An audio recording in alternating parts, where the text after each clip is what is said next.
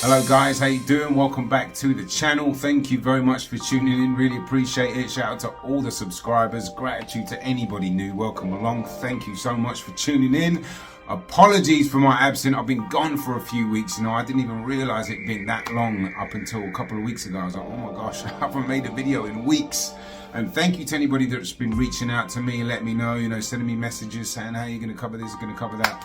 I absolutely am. I'm doing it today. I'm going to do another video before the fight with Cuba Morgado.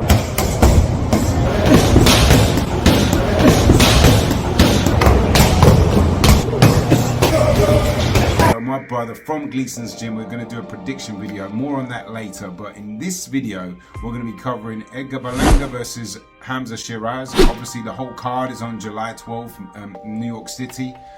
Alberto Puello defending his title against Subriel Matias. We're going to talk about that fight in depth, and then you have Shakur Stevenson defending his I think a WBC Lightweight belt against William Zepeda. So let's get into it.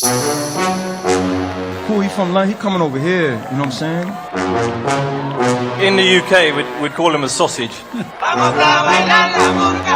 coming out there to whoop his ass. I can't leave this in the judges' hands. I got to come out here and give everything that I have that's within my heart and try to make this, stop this fight. In the first couple of minutes, and Sheeraz is looking electric.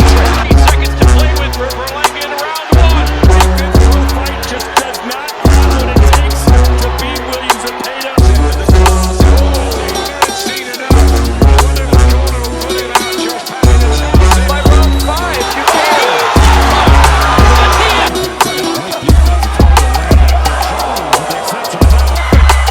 The Boricua boogeyman is back in the neighborhood.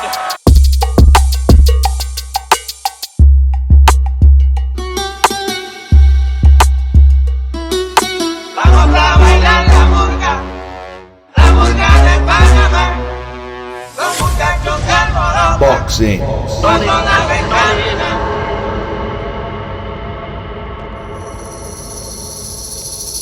So once again, this channel is about music, art, boxing, science, and we start with that music, amazing song, La Murga.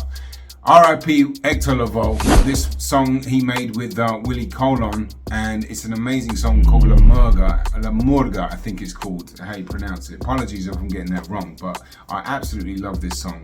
And I played those keys, or the trumpets, I redid all that. I'll talk more about that at the end, but the whole beat, I made that beat. I can't obviously put it out because I used the actual notes. I had to watch the tutorial piano from the La Murga and get the notes and stuff, and I could only do a few because it was quite elaborate. But I always try to bring you guys music, and I try to bring music and that I love first and foremost, but to where the market is. Like for example, this one is going to be in Puerto Rico, so I try to make a Latin style beat, which is stuff that I love anyway. So a lot of the videos coming up, and all my videos are going to be from basically stuff that I love to do with music, and it's going to be videos dedicated around that more so than boxing. Maybe both, maybe 50-50. We'll talk a bit of science at the end as well, which in this category at the end we're going to be talking about a scientific part of the brain which Shakur Stevenson and Alberto Puello have a lot of.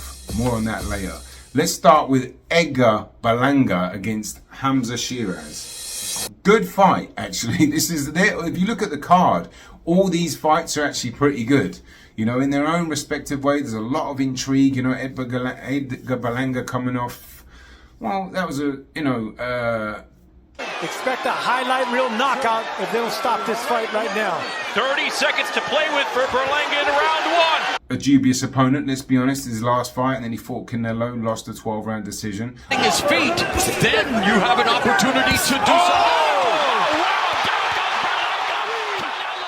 I thought he fought quite bravely in spots, Sitting down, they're both looking to hit that proverbial home run. With just over a minute left in the fight, the jab from Canelo, chopping right hand lands for Berlanga. But I was quite impressed where Berlanga had his moments when he was really fighting, and when obviously he didn't really respect Canelo's power that much. I know he got dropped in the second or third round, but he certainly was in there, in the pocket, trading, exchanging. And, you know, he got soundly outbeaten by, you know, a much better fighter, obviously a world-class fighter, Canelo. But at the end of the day, that would have been an amazing experience, because this fight right now is the one that I think was like, right, we're going to find out just how good either one is, because Hamzah Sheeraz coming off a very disappointing performance against Carlos Adames. Now, let's think about this, because I have a little theory about why he kind of, he busted his hand, right? I think it was his jabbing hand in early on, right? I don't remember which punch he did. I don't remember seeing it, but I know he hurt his hand. But he also got countered heavily in the second round, or second or third round, right? From when you're throwing a jab out, you know, it's a very dangerous punch to get countered on, because you're going to trade your jab with probably a right hand or a left hook. And in this case, it was like both. I can't remember off the top of my head exactly. I'll pull the clip up, but certainly so far. Oh, good right hand counter that from Adames. Nice and sharp, wasn't it? you know, he got caught with a massive couple of shots, and he thought, I'm not sure about that. I think he probably did bust his hand up, but the theory that I have, why? Because he just didn't let it hang out at all. You know, when you have the world title opportunity, I thought he lost that fight. I watched it again just recently, and he came away with a draw. He was in his not hometown, but obviously his people, in front of his people, in front of Turki Al-Sheikh. The pressure must have been absolutely massive. He's got, you know, everybody relying on him. He probably's got Big Turk, you know, talking to him about the pressure and stuff like that. I'm thinking to the way I look at it is like he's thinking, I cannot get knocked out here. No matter what happens, I cannot get knocked out in front of my own people, in front of Big Turk. I mean, goodness knows what the consequences would be. I'm half joking, but you know, I just thought he's like, right, let me just not get knocked out. We'll squeeze a draw or whatever it is, and you know, we'll live to fight another day, because he probably did bust his hand up, and you know, he had a lot of after the fight drama with his coaches and stuff like that. He said there was a lot of, you know, people within his own team that you know. What kind of did get me was the fact that a couple of my own people, you know, let me down. I guess threw him under the bus. I don't know. He didn't really elaborate, at least not from interviews I saw. But he definitely got a new coaches with Andy Lee. It took a while to pick, but I thought, or the team and I come to a conclusion. We thought, who better than Andy Lee? I know Berlanga was talking some mad smack about him. Now he got Andy Lee in his corner. It's even worse, because you see what I did to his last fighter. I don't know if So you want it's to fight worse. Hamzah or Andy Lee at this point. Yo, Andy, man, you fucked up again, bro. And a lot of other stuff at that Prince Spicy press conference, you know. Stuff that was a bit over the line, you know, but it is what it is. He sells the fights like that, I guess. And it's kind of like, welcome to New York. This is my city. Was telling Shiraz is my shit, you know what I'm saying? I'm cool, he from London, he coming over here, you know what I'm saying? And I'm not going to let you come in here and do that. The only thing is, I want to see, if he's going to do that, a performance where, you know, I have a feeling, I think in this fight, it could be like who's willing to take the more risk, you know? And I don't want to see guys but standing off from each other and not trying to win properly, you know, not really letting it hang out. Because obviously Shiraz did not do that whatsoever. You know, I think, like as I said, I think Berlanga did a little bit against Canelo. He really did. Canelo opening up. Berlanga comes back finally with a 1-2. Berlanga stapled to the ropes. Berlanga finally turns, lands a 1-2 of his own. I was impressed with how he was trying to fight him. And he's got quite a nice jab, Berlanga does too. Ooh, nice body work there from Berlanga. There's the range, there's the jab. His defense was actually all right on the outside. You know, he's got good movement, he's got good footwork, good upper body head movement as well. And we'll just see if this would be a good one. This will probably be their best win, to be honest with you. On paper, if they get the win here, either one of them, this would be their best win, and we'll really find out how good they are, I think, you know. But I think it's a very intriguing fight. I don't really know. When it first got announced, I thought immediately, I was like, I think Berlanga's probably going to be too big, too skillful, too experienced at this point with the big fights and stuff like that, and you know, being in the limelight and having, you know, just a decent amount of activity. And you know, Shiraz, trying to think off the top of my head, before Adames, I know he beat Williams, right? He was a shot fighter at that point. I forget his first name. What's his first name? That Welsh guy. In the first couple of minutes, and Sheeraz is looking electric. The full voltage is up. This is an absolute shellacking, and it's all over. Liam Williams, yeah, beat him in 1 round, but he was far too gone by that point. And I cannot remember the fight in between that. I'll pull it up if I can. But this will be one of their best fights, definitely the best scalp that they've had. And it'll be interesting to see, but I want to see who's going to let it hang out, because I want to see a bit closer to the fight. As I said, shout out to my brother Cuba Morgado.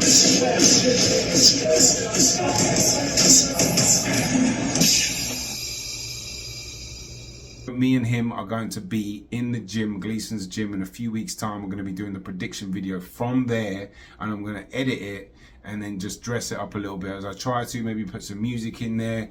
Hopefully, I'm going to try to track down Johan Guzman, who is obviously a Dominican legend, former 2-time world champion. He's in Gleason's gym as well. I'm going to do my best to get a little maybe 2 to 5 minute clip of him giving his prediction. He's obviously Dominican. He's probably going to be rooting for Puyo, but it'll be interesting to see his take as well, because he's a phenomenal boxing coach, a boxing brain, tremendous fighter.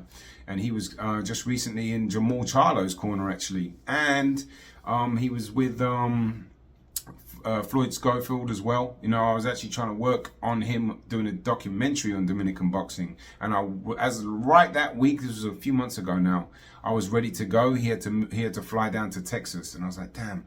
And then the window, you know, wasn't quite there. So one day maybe, but it's a big project, maybe for another day. Anyway, moving on to let's talk about this Puyo Matias fight. I'm sure most of you are tuning in for that, because I've done loads of videos on Subriel Matias, and I would love to see him get a world title for, you know, just like for that island of Puerto Rico. You know, I think for New York City too, longing and yearning for a Puerto Rican champion. There's been a massive void since Cotto's gone. I've spoken about that loads of times. And living in New York, you know, you can really feel it. Obviously Berlanga's made a little noise, and Zayas is making a bit of noise. Matias did make a bit of noise, lost his belt to Paro in an extremely disappointing performance. Paro did what he did, massive credit to him. He fought a tremendous fight. You know, there were a few rabbit punches along the way. There's no two ways about that, let's just be honest. But all in all, he deserved the win. He did. He fought a great fight. He went through the fire, nearly had some major, he had some major adversities in round 6. I've covered this a lot. You know, I'm not going to go over old ground, but I at the time I was like, I think Matias just needs a break. You know, he just needs a break. He's been fighting his whole life. Basically, he's had a lot of violence in his life, a lot of street fights and jail time and gunshots at him and stuff like this. I mean, the guys, I just love him to pieces because of all that. You know, it's like he's just an absolute warrior, and he fights with so much passion. He's just a full-on gladiator. Porque cuando tú estás seguro de lo que tú das y tú eres, no le temes a los riesgos. Listen to me very carefully. I'm a Terminator. And I think he is in for a absolutely tough night's work against Puyo, because Puyo's a tremendous boxer. And you know, a lot of fighters lately, they don't really come to try to box Matias. Now, he doesn't really let you box, to be honest with you, but a pure boxer like Puyo is disciplined, and that's the difference. Is like when Puyo boxes, he sticks to his boxing, right? He doesn't try to fight you. A lot of the downfall that fighters make, especially Goyage, the last fight, I mean, that's a terrible game plan. You cannot go to fight Matias, you just can't, and he did. At no point did he really try to move Goyage, and it was just a matter of time. And you know, he got blasted out, and Matias looked really good. And I covered that fight after, and I showed a lot of nuances about what Matias was doing, because I think a lot of it is actually overlooked, because he does look cumbersome sometimes with his footwork, and he does look a little bit clumsy. But in the mixed line in there, there's actually a lot of cute stuff, and he's going to need that cute stuff badly, because, you know, I think he can do it. Absolutely. I think he definitely can, because I think, you know, there's not been as much media coverage. I've seen a couple of interviews. I know that one was in Spanish, so I didn't really understand most of it. But to me, it sounds like he's getting his head down and he's being quiet, and he's, you know, really, you know, going for this one. It really sounds like, you know, from the comments that I read on some of the pages that I go to, are just translated to English to a story that he put up. This is quite interesting. I don't know if anyone else saw this, right? It was like a little story. It was a violin playing, which always grabs my attention. I love violins and cinematic music. And it was this racer, right? It was just going through. The racer was all the way at the back, and there was a bunch of other racers, you know, like, you know, the fast, like Tour de France type thing. And there was this one little racer who was just weaving in and out. It was at the back, and it was weaving in and out, and this built up with cinematic music, and it was like, and he just came through and went boom and won. And I was like, it gave me goosebumps. I tried to save the story, but stories go. I tried to save the screenshot, but I couldn't find it to put it on here. Maybe I'll have another look, because that told me, I was like, right, he is more than dialed in. And it just depends on, you know, obviously the distractions last time. He didn't seem to be really, like, I don't know what was going on. I thought he was dialed in, and I was like, against Paro.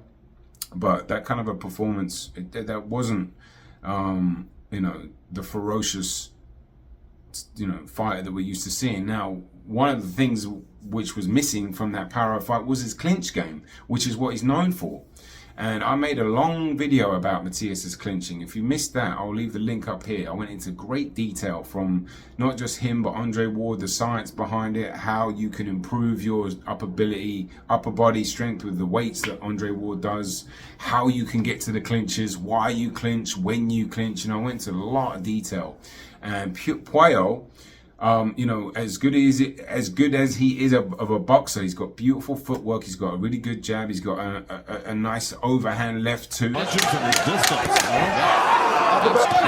number 8, and Puyo, they got great defense. It's hard to land that. You know, he's got good variation, but he sticks to his boxing, which is what makes him really good. You know, and he's also not scared. You know, that's the thing. When he fought Russell, he wasn't scared at all, and he looked like he got a bit of a chin as well. He took a couple of pretty big shots, and he just took them. All right, well, there you go. There's that jab, and there's that little left, and here we go. Boom. Puyo off the back foot. Last round. Oh, here it is, right there. Nice little shot. That was one of his best shots of the round. And he wasn't really in that much fear of Gary Antoine Russell, which is the mentality. It means he's fully prepared. He's fully prepared. He uses his feet, he uses his jab, he uses his movement, he uses his brain. And that is a dangerous boxer, because of being a good boxer is sticking to it and being disciplined, and he is. Absolutely. And then fighting when you need to. But, you know, he was also doing his clinching here and there, and that is going to be the key factor in this fight, I think. You know, Matias's entry points where I'll show you, I'll pull up some clips from when I was talking about last time, where he'll in the third or the fourth round, right? He goes to throw a right hand, right, as he's coming in with the momentum, and then he just shifts his body and throws a massive jab into guy, and that's what I'm talking about. You to stay there. Like Look, he's on you. Like every second round we've ever seen with Matias. Throw a feint like that, and he'll come in with a massive jab. He's really long as well. I talked about that. The size of Matias's length, where he just pops jabs like that. He's a lot longer than you think. The cadence of his punches catches guys off, because they're very unorthodox cadence. Spoke about that many times. But he's going to have to be in tremendous shape, and I think he is. I think he's going to be really ready to go for this one, because he has to be, because you've got to put this guy under pressure from start to finish. You can't let this guy get in a groove. I know the back end of the fight is going to be really what we're probably focusing on, because I'd imagine, just like always, fighters build up a lead and then, you know, they get into deep water later on. Will that happen? It's certainly going to be close to, I think he's going to be the best boxer that Matias has faced. The question is, will he be able to keep it up for that long, and how much pressure will Matias put on him, and how much, you know, success will he have with that pressure, even if it's small amounts? Because when he is up close and he is able to connect with those heavy hands do damage. And you know, it just, and like I said, Puyo can take a punch, and he rides with it too, and that's another beauty of it. He rides with it, and he's rolling, he's blocking these shots. He's not scared to stay there for a minute, and then he's out again, because he's disciplined, back on his jab, back on his head movement, throwing those big shots. You know, he's got a beautiful uppercut as well. But, you know, it's going to be a determination thing for Matias. He's got to really grit his teeth and really get to work early, I think, you know. I think he's got to make this guy work harder than he's ever made. And he's going to have to go through some adversity himself, which he's more than used to. But, you know, he's got to keep this guy under pressure. He's got to make him burn the energy. Because when I've said this before, when you're throwing bombs at Matias, and we'll see how good his chin is, because he got hurt in that, I forget, Ramirez fight, right? The first round, it might have just been a cold, he might have just been not quite warmed up or whatever it was, you know. But he certainly, that was a little bit worrying, but I think at the end of the day, he looked pretty strong in the Goyage fight, and he looked like his swagger was coming really much, you know, back. So it's a fascinating fight. I'm going to do a bit more detail look into this. I'd love to see if you guys know any interviews that he's been in. If you could drop me some links, I'd appreciate it. I've seen one or two, but I'm really looking for any. There's been. I don't think they put they had a press conference, but they left them out of the press conference. They just had the first two fights. I'll get onto the Zepeda and the Shakur fight in a minute, but I would have liked to see them square up, you know? I'd have liked to see the energy. I want to hear them talk. I want to see what's going on, because, you know, that's where it's going to be. It's like, how much do you want it? It might be that, or what kind of mental state you in. You know, is Puyo, I mean, obviously, it's hard to see. It's hard to know. But if you guys have any ideas, let me know. Fill me in. Because I'm thinking what I've seen and what I've spoken about, Matias is bang up for this fight, and he's going to put everything on the line, and it's going to be amazing. It's going to make for a great fight. I really do think so. Anyway, on to the next fight.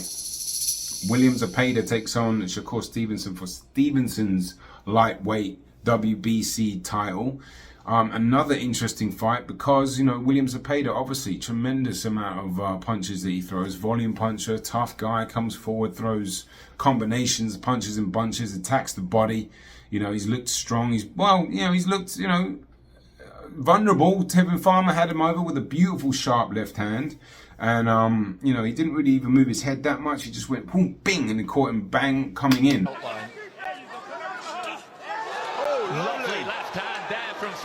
Zepeda was coming forward, and I can see Shakur doing that as well, because he does have those sharp punches, and Zepeda does get so not enamored, but so involved with all the punches he throws. He's not thinking about defense whatsoever. 45th pro fight just does not have what it takes to beat William Zepeda, although few on this planet do. I love watching Shakur Stevenson, I really do. I've been covering him for many years. I think he's an absolutely tremendous fighter. I know he gets a lot targeted with the boring stuff, totally get it. But what he does in there is absolutely tremendous. His skill level is so high. And his, you know, his guard manipulation, his jab, his movement, his footwork, his IQ. I think he's fantastic. I really do. I think he's an amazing fighter. I really do. And I think he's going to beat Zepeda fairly convincingly. But question is, will Zepeda be able to catch up with him for, you know, a certain amount of time? And if he does, will he get those body shots off and be able to slow Shakur down? Because he just throws so many that it just swarms you. You know, I know he had some issues with Tevin Farmer, and especially in the first fight. Farmer fought a brilliant fight, really. I thought Zepeda might have just nicked it in the first one. The second one, I thought Zepeda won. He had Farmer in quite a bit of trouble in a couple of rounds. Like, it really was putting on a lot of pressure, and it looked like a bit bleak early on for Tevin Farmer. But that dude's tough, man. And, you know, that would have been good practice fighting a southpaw. I know Farmer fights with a lot more rhythm, upper body rhythm. They don't really fight him and Shakur. Their body types are a little bit different, you know. They're, you know, Farmer's more of a fighter as well. Shakur's way more of a boxer, but Farmer can obviously box tremendously well as well, but he's got that Philly attitude. He likes to get stuck in as well. Very brave guy. In fact, when he's fighting Floyd Schofield, I'm thinking Tevin Farmer might beat him, you know. He's had a rough schedule, bro. Tevin Farmer fought Murataya. That was a close fight. A lot of people thought he won that fight. Fought Zepeda back-to-back, and now he's fighting Floyd Schofield. Respect to Tevin Farmer. And his coach as well, Mustafa from Atlanta, who's now coaching Tank, or at least he was. I know I don't know if they're officially on, but he's tremendous. I watched so many of his videos. And matter of fact, if anyone here wants to learn boxing, I've got another channel, which is why I've been taking so long. I will leave the link up here. I'll leave a little snippet. So good drill for you to practice your punch numbers, your punch technique, and your footwork, right? Jab is 1, cross is 2, left hook is 3, right hook is 4. Left uppercut is 5, right uppercut is 6. So I'm going to step back 1, step back 3, step back 5, step forward 2, step forward 4, step forward 6. Either now or at the end. But if you're looking to learn boxing and you want to, you know, learn it from the ground up, or you want to improve your punches or anything, link in the description and up here. I'll be grateful to have you over there. I'll do the best I can to help you if you want to ask me any questions, if you've been following me, or even if you want to support the channel, come on over. But yeah, can Zepeda shut the gap enough to let his body shots go to make a difference with Shakur? Because I can't see Shakur standing there and staying there for he swarms you so much. I can see Shakur, because the big difference in this will be Shakur's foot speed, I think. IQ, jab, control, obviously, you know, and those sharp shots that Shakur does in his IQ. And in fact, his white matter, let's get onto the science really quickly. White matter is, I'm going to bring up a clip from ESPN where they're talking about Bruce Lee's white matter, just to fill in the gaps, because I haven't done my research on it in the last few weeks and I forget stuff. But it's basically neurons in the brain. To the amount of white matter in the brain, this tissue relays information between different cortical regions at speeds of more than 250 miles per hour. That make your processing ability a lot quicker, and some fighters have more white matter. The more white matter in the brain, the better that info gets relayed.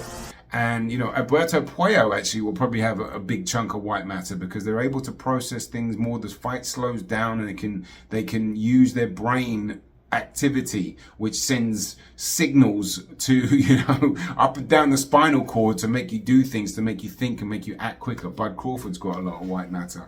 Fighters like that can think and be very clever on their feet and stick to it and be disciplined and operate at a much higher level, like a neo level, you know, that's white matter. And that's the small little scientific element I want to add here, because I find it really interesting and fascinating.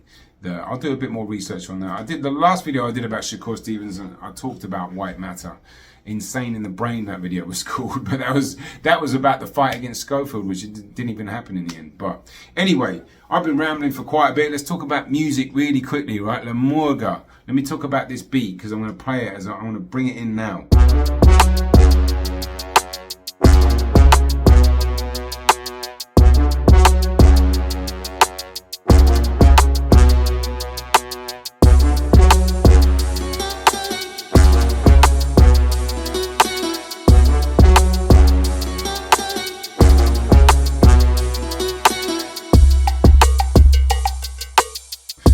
Bass line, right? I've got the snare drums, I've got some Latin percussion with like a cowbell, some congas, and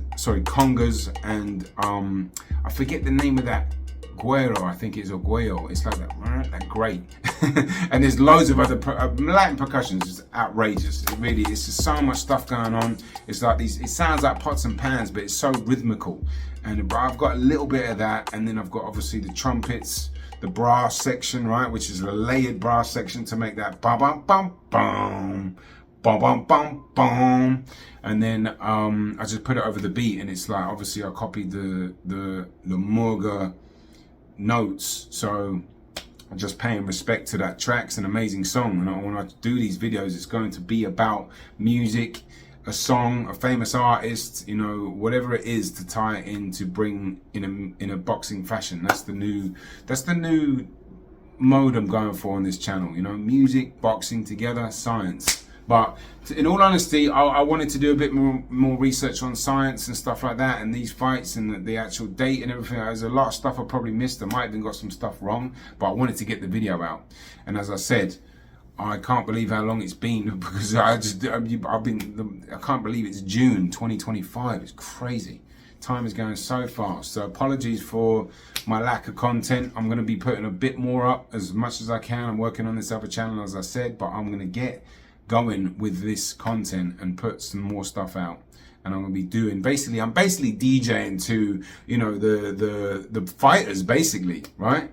I'm going to be DJing to the fighters or where they're from, and it's going to be, you know, a little different to what I've done in the past. But I'm doing it from here, and I hope you guys enjoy it. I really appreciate anybody that's tuned in, especially till now. As I said, thank you very much. Let me know your picks or your thoughts in the comments. And, you know, I feel like I need to watch even more of these fights before to really go into detail. I'll do that with my man Cuba. In fact, before I go, I want to leave a little excerpt. He just came back from Colombia. He was fighting down there and he won. So congratulations to him. And we're working on some more content for him. He's probably got a fight coming up soon, but you know, I'm trying to help them in the gym with as much content as I can for the Instagrams and stuff like that. And I'll pull up a clip that I made before, and we're working on something else with, you know, this beat that I'm working on. So stay tuned for that, Cuba. If you're locked in, bro, shout out to you. I know he's in the gym working hard. We'll be in there probably the first week of July. We'll get this up right before, maybe a week before, so we can really get, I can really dress it up nicely with music, gym, you know, footage from other fights. It's gonna be a big video. I'm really looking forward to that. So watch out for that. Stay tuned for that. That's it from me. Peace, love, boxing on the edge. Thank you for watching. This is Killer Be Killed. Like, we're going there to kill.